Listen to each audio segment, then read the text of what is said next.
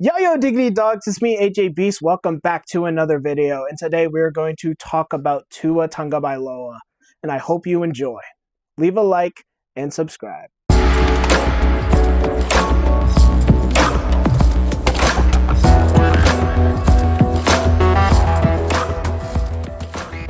Today we're going to talk about a quarterback who once was one of the most accurate and one of the best statistical quarterbacks for a couple of years, but now sits on the bench, wondering if he's ever going to start again. Today we are going to talk about the quarterback who went through his struggles in his first year, being told that he was never going to make it and being degraded down to a pebble, but finding new coaching who supported him all the way.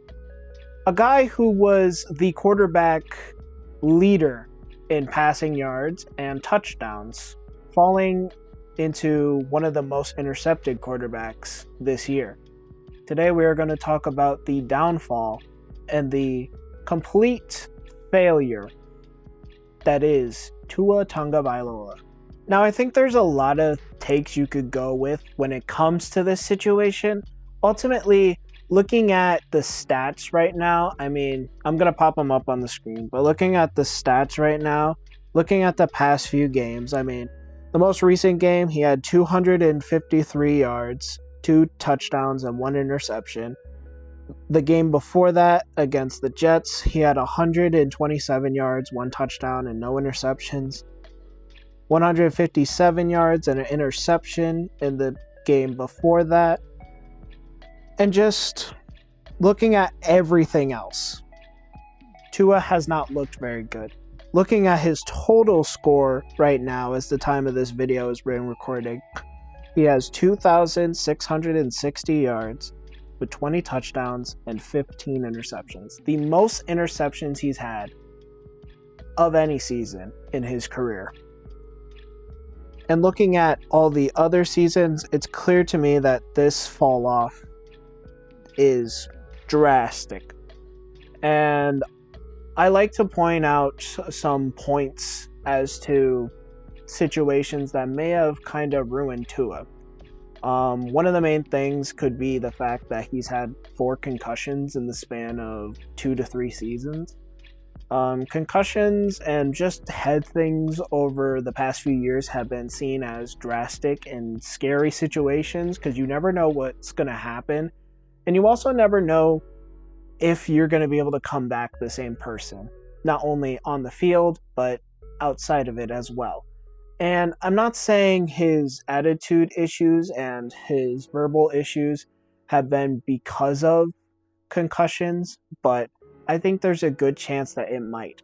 I think a lot of times people look at concussions gone wrong.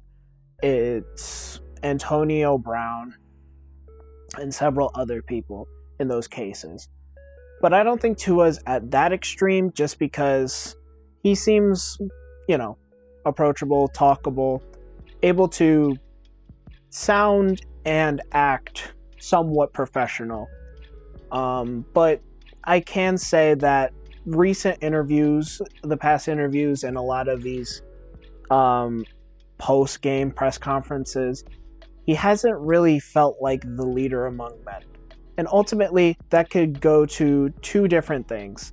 Bad coaching, as we have seen a lot of things come out from the Dolphins organization that a lot of people aren't being disciplined on what they're supposed to be doing. Like, a lot of people are missing practices. A lot of people are, just not locked in.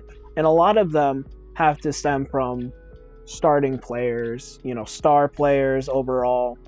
And Tua kind of throws his team in the mud, mentioning something like that on like how we have to be at practices, we have to be at meetings, kind of throwing his teammates under the mud. And though, yes, they do have to be responsible, calling your team out like that is not the best way to go, as we have seen from examples in the past.